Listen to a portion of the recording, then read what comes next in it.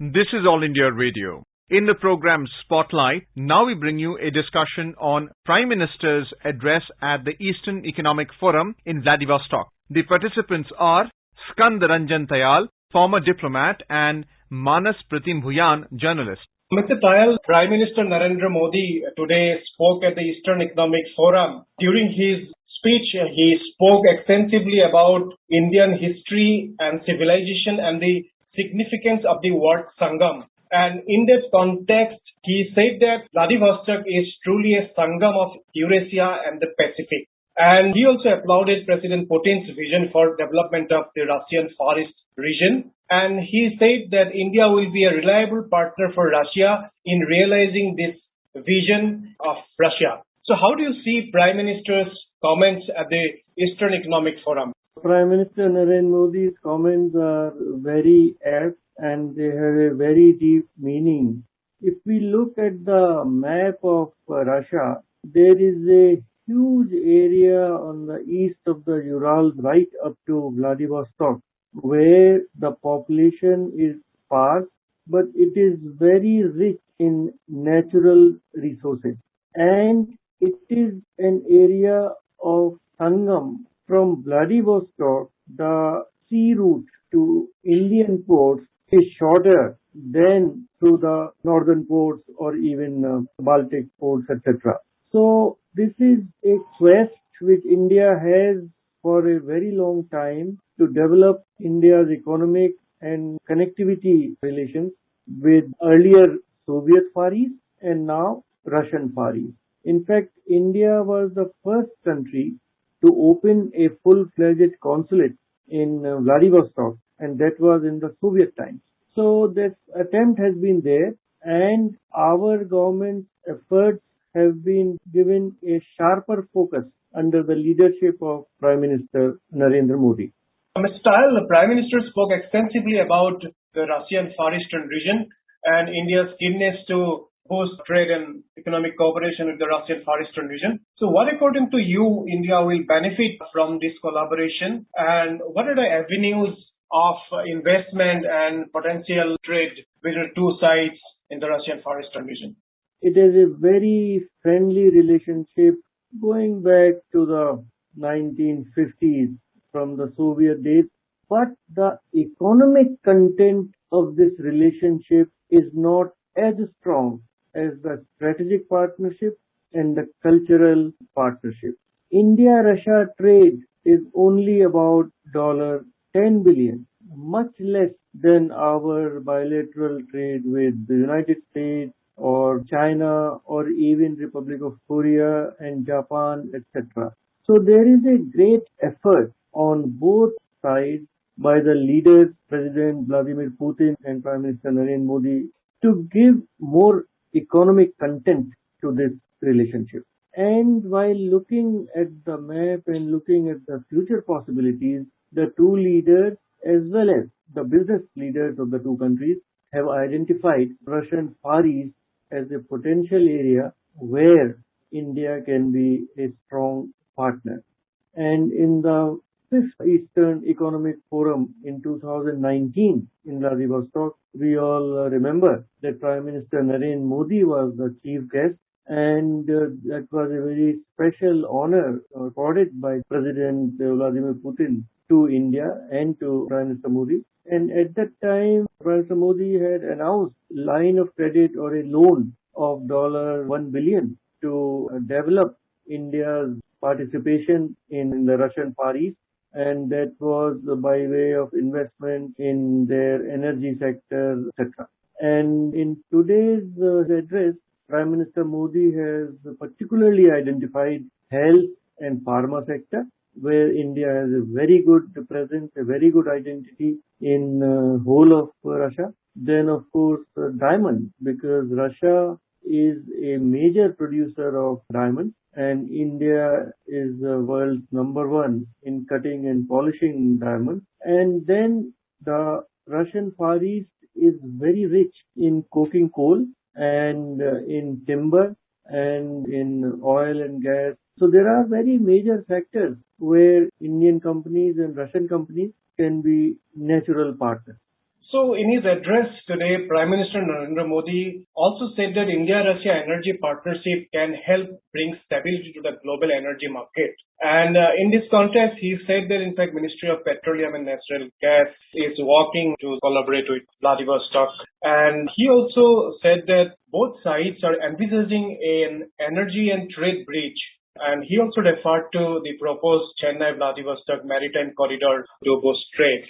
So how do you see the energy cooperation between India and Russia moving forward? What are the key takeaways from whatever we have seen so far in energy cooperation between Russia and India, and what is the road ahead you see, Mr. Tal? India and Russia already have a very robust, very productive and very profitable partnership in the energy sector. Our ONGC Videsh has a major investment in Sakhalin Island in a major oil project, and it has started producing crude oil which is being shipped to India. And this is a very important factor as reflected in the fact that this interaction and this address of Prime Minister Modi was virtual, but our Petroleum Minister, Sri Hardeep Singh Puri, is leading a delegation to actual meeting of the 6th Eastern Economic Forum. And this is a natural fit because India is a major consumer and Russia is a major producer of both oil and natural gas. And as world has witnessed, the price of crude oil has been going up and down, and that is not in the interest of either the producers of oil and natural gas or in the interest of consumers. There should be stability, some predictability in the market for the spot price and the long-term price of oil and gas. And by coming to some understanding, India and Russia can enter into long-term relationships for purchase of oil by India from Russia, which would be of benefit to both the countries as well as help in stabilizing the oil and gas market globally. So, Mr. Tal, relationship between India and Russia getting stronger and stronger in the area of defense cooperation. But after today's address with the Prime Minister, do you think now India wants to focus on the economic side of the relationship? Because as you rightly mentioned that though we have huge potential for boosting trade and commerce with Russia, but that potential is yet to be exploited. The two leaders and the policy makers have greatly appreciated the very long, very old and very reliable partnership in defense production, in the manufacture of very important platforms where the Russian help has been invaluable. And another almost more than 60% of our entire defense equipment, they are of Russian origin. Another important fact is that Russia has been ready to transfer technology to India for co-production of very major platforms, whether it is aircraft or tanks. But now the attempt is to give more normal economic relationship, and that is where effort has been very strong in the last decade or even more. But unfortunately, the results have not yet been commensurate with the effort. For some reason, our private sector has not been able to invest in Russia, and similarly, the Russian companies have invested in some major sectors in India, but the way we see Korean investment, the way we see Japanese investment, we have not seen investment from Russian companies for India. So the focus now is to try to give direction to Indian companies as well as Russian companies, and also to involve the political leadership. Mr. Tal, Russia has been a long-standing and time-tested partner for India, and development of India-Russia relations has been a key focus area of India's foreign policy. So how do you see India-Russia relations moving forward at a time when we have seen a kind of flux in the geopolitics, particularly developments in Afghanistan, situation in Gulf region, and our constant focus to improve connectivity between Central Asia and Southeast Asia. So in the current geopolitical context, how do you see the overall relations between India and Russia moving forward, also taking into consideration the points made by Prime Minister in his address today? India and Russia have a very strong strategic partnership, and Prime Minister Narendra Modi and President Vladimir Putin have been meeting very regularly. On the situation in Afghanistan, India and Russia have common concerns, and on 24th August, President Vladimir Putin had a very long conversation with the Prime Minister Narendra Modi, because both the countries are very concerned that the new Afghanistan under the control of Taliban government should not become a sanctuary for terrorists. And Russia also faces the problem of terrorism in Chechnya, in Dagestan. India, of course, faces this problem.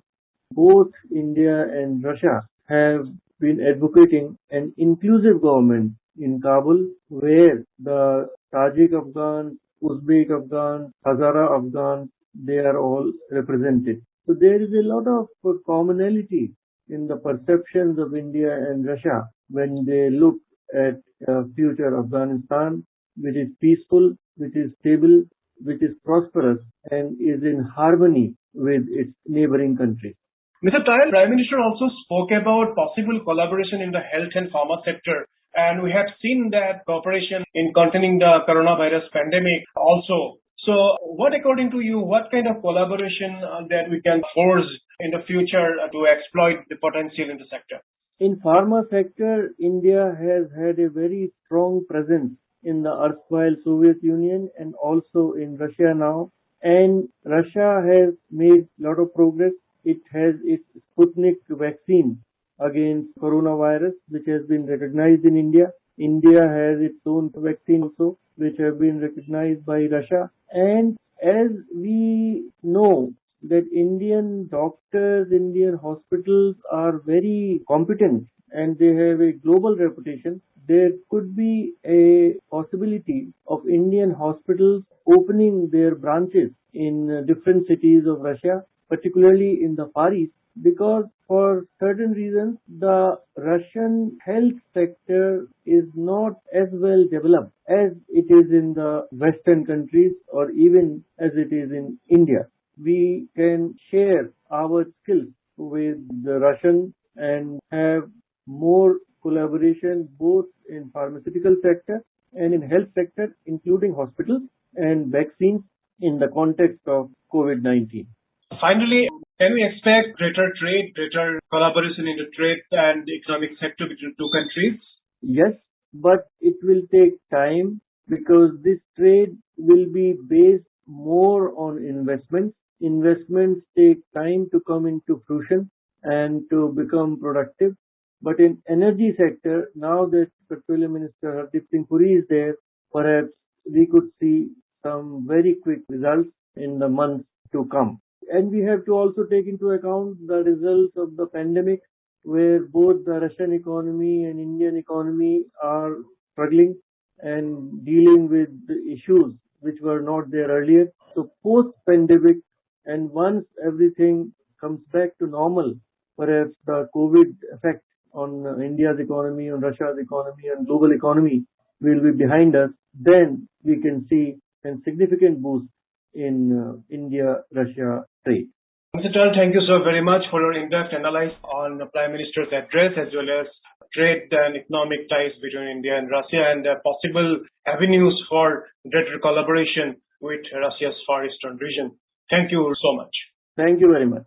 You were listening to a discussion on Prime Minister's address at the Eastern Economic Forum in Vladivostok. The participants were Skand Ranjan Tayal, former diplomat, and Manas Pratim Bhuyan, journalist. This program was produced and presented by the News Services Division of All India Radio. You can listen to it on our mobile app, News on AIR. This program is also available on our YouTube channel, News on AIR Official. You may email your opinion about this program at airnsttalks@gmail.com.